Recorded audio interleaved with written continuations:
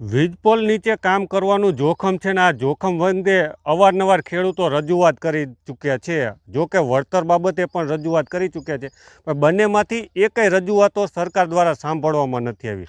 અત્યારે આપણે પહોંચ્યા છીએ હળવદ તાલુકાના સરંપડા ગામે આજે વહેલી સવારે હળવદથી સરતાનપર જતી 220 કેવીનો વીજ તાર તૂટી પડવાની ઘટના સામે આવી છે. અને આ વીજ તાર તૂટી પડવાના પગલે ખેડૂતોને મોટા પ્રમાણમાં નુકસાન થયું છે. તેનો કેબલ હોય, મોટર હોય કે અન્ય જે ઇલેક્ટ્રિક ઉપકરણો હોય, આ તમામ ઉપકરણોમાં મોટા પાયે નુકસાન થયું છે. અને આ નુકસાનોની ભરપાઈ પીજીવીસીએલ તંત્ર ક્યારે કરશે કે જેટકો ક્યારે કરશે તે જોવાનું રહ્યું. પરંતુ અત્યારે તમે જે પ્રકારે દ્રશ્યો જુઓ છો કે આ જે તાર પડવાથી પીજીવીસીએલના તાર જે નીકળે છે ખેત વીજ કનેક્શન હોય તેના ઉપર પડ્યો છે. અને આ તાર પડવાથી મોટા પાયે નુકસાન થયું છે. આપણી સાથે જે નુકસાન થયું છે તે ખેડૂત જ છે. શું નામ દાદા તમારું? કાનાભાઈ ભીમાભાઈ. ક્યારે તાર પડ્યો અને શું?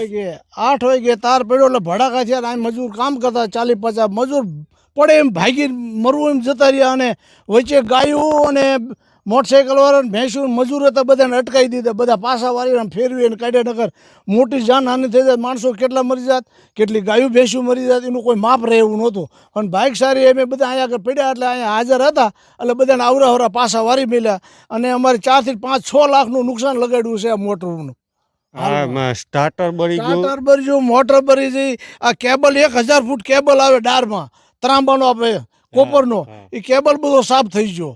કોઈ વસ્તુ હાલે ન રહ્યો. કાંટા જો આયા તમે જોઈ લો, આ બધા ઉડાડી મેલે ભડાકા કરીને. આ બધા ફ્યુઝ ભરી જાય, જો આ ટાટર ભરી જાય. અહીંથી અંદર જઈ અને મોટરમાં ભડાકા થઈ જાય. મોટર બધું પૂરું થઈ ગયું. તરીની મોટર છે, એક ડીટકો છે, ડીટકો પડખે છે, એ ભરી ગયો. બધું સાફ કરી નાખ્યું. અને અવારને અમે કેવી શીખ સાહેબ ગમે આ ટીસી રે અમને અહીં લઈ દો. અત્યારે બંધ પાવરે અત્યારે હાલીમાં શોર્ટ આવે છે. ઉપરથી ઓલો ધબક આવે ને એ હવે અવારનવાર. પછી એમને બહુ અમે રજૂઆત કરી એટલે એમને કેબલ નાખી દીધો.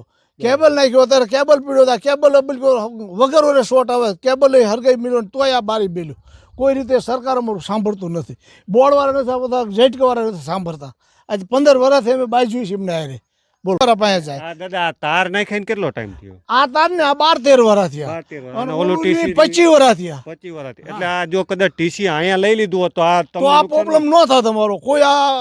કોઈ પણ અમારે મુસીબત આવે જ નહીં. અને કોઈ હેરાનગતિ કે કંઈ પણ અમને થાય. આ નુકસાની અત્યારે થઈ ન થાય. હવે અત્યારે એક વરસાદ નથી, માંડ પાવર આવે. જો આ મગફળી બધે હુકાય છે. આ 10 દિવસ થાય તો એટલે આના કરતાં મગફળીનું મારું નુકસાન મોટું છે. હવે આ બધું તૈયાર કરવી ત્યારે હાલતું થાય ને બધું. અને સરકાર તો આપશે તાણ આપશે. અત્યારે એની વાઈટ તો બેહતી નથી. મગફળી હુકાઈ જાય મગફળી. એટલે અમને આ જે 5-6 લાખનું આનું છે એના બદલે 30 વીઘાની મગફળી તમે જોઈ લો. બધું સાફ થઈ ગયું. બધું આ 10 દી હાલતું થાય એટલે મગફળી કંઈ લેવાનું રહેતું નથી. સાચી વાત તમારી. એમ એટલે આ બધું પૂરું થઈ જાય છે. સરકાર જો અમને કંઈ આપે ત્યાં લઈ આ તાર કે કશાને અહીંયા અડવા દેવા નથી. અહીંયા આગળ અમારે ધોકા લઈને ઊભું રહેવું છે. અમારું વળતર પૂરું આપી દે અને કાયદેસર આ ટીસી બીસી ફેરવી દે એટલે એવડે જે કરવું એ કરે. તમારે અહીંયા 4-5 લાખનું નુકસાન. બીજા તો જે ખેડૂત બધા બાકી જ છે. આ એક જ અમારે એક છે બાકી. આ બાજુ ઓરો છે, ઉલકોર છે, 10-15 ખેડૂત છે. એ બધાને આવડું નુકસાન છે. સમજ્યા? મોટા વળતર ચૂકવતા વાર લાગે તો મગફળીને નુકસાન થાય. નુકસાની એનું એટલે અમે તો આ મોટરનું જ ગણવી છીએ. મગફળીનું વીઘે 30 થી 35 મણ થાય. એના બદલે એ મગફળી 10-10 મણ ઘટે. 10-10 મણ ઘટે એટલે એના પૈસા કેવડા થાય? ટાઈમે પાણી પડે ને કાચા ને કાચા હુકાઈ જાય. 10 મણ એ થાય એટલે આપણે 1500 રૂપિયા ગણ્યું તો કેવડા પૈસા થયા વીઘે? 30 વીઘાના પૈસા કેટલા થયા? એ મારે એવડી નુકસાની અમારે હશે તો બીજા ખેડૂતને નહીં હોય? બધાને હશે. 10-12 જણા ખેડૂત. સમજ્યા? 10-12 ખેડૂતોને. હા, 10-12 ખેડૂતોને પૂરેપૂરું. આ મારે જે નુકસાન છે એવડી બધાને નુકસાની છે. લો, આપણે આ શ્રમિક છે કે જે તાર પડ્યો ને ત્યારે એના નજરે જોયું છે. એટલે આ ભાઈ પાસેથી આપણે માહિતી.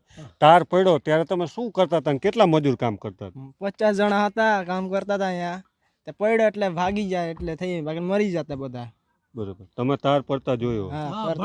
અને રાયરું નાખ્યું, તાર પડી જાય ભાગો એમ કીધું. નહીં હું જોતો અહીંયા હતા તો મરી જતા 50 જણા બધા 50 જણા એટલે અહીંયા હું મગફળીમાં નિંદામણ કરતા હતા. હા, નિંદામણમાં ભાગીદાર છે આપણો હા, બરાબર. આઈનો એટલે નિંદામણ કરતા હતા ને એ સમયે તાર ભાગી પડી. હા જાય. એ જ તે હવે એમને તાર પડી 50 જણા દાડી બધું ચૂકવવાનું હોય, બધું લઈને ગાડી બધું લઈને ભાગી એટલે મજૂરીનું નુકસાન જાય. મજૂરનું નુકસાન રોજનું હમણાં 10,000નું નુકસાન છે એ મજૂરનું. અને આ ભાગીદાર છે નસવાડીના છે આ ભાઈ એ અહીંયા આગળ ભાગી ગયા અને પણ આ પડતો નાખો તો પણ એ જતો ઢીસણિયા થઈ ગયો. બધે આમાં બધે સોટાઓ મળ્યો મગફળીમાં હંચોડામાં તાર પડ્યો ને આ બધી મમફળી બધી મરી જાય છટણી મગફળી આ પડી ગઈ. જો આ બધી સોટ આવી ને અહીંયા આગળ મગફળી બધી હુકાઈ જાય હા. આ બધી. આપણે જરાક મગફળી પણ જોઈ લે.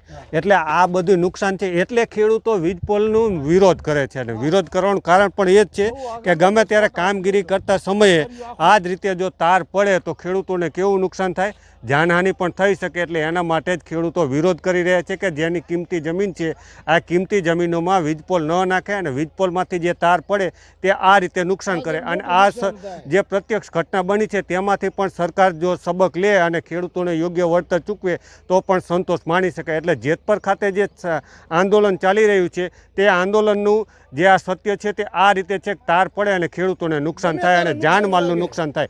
અત્યારે જે ખેડૂત દ્વારા માહિતી મળી કે 50થી વધુ શ્રમિકો અહીં કામગીરી કરી રહ્યા હતા અને જો તેમની ઉપર આ તાર પડત તો કેવડી જાનહાનિ થાત તે કોઈ જાનહાનિ આંકી શકાય તેમ નથી. પરંતુ હાલ તો ખેડૂતોને કેબલ, મોટર, સ્ટાર્ટર આવી નુકસાની થઈ છે અને સરકાર દ્વારા જે આ પીજીવીસીએલના હોય કે જેટકોના જે બેદરકાર તંત્ર છે તેઓ દ્વારા આનું સર્વે કરે અને ખેડૂતોને યોગ્ય વળતર ચૂકવે તેવી ખેડૂતો માંગ કરી રહ્યા છે.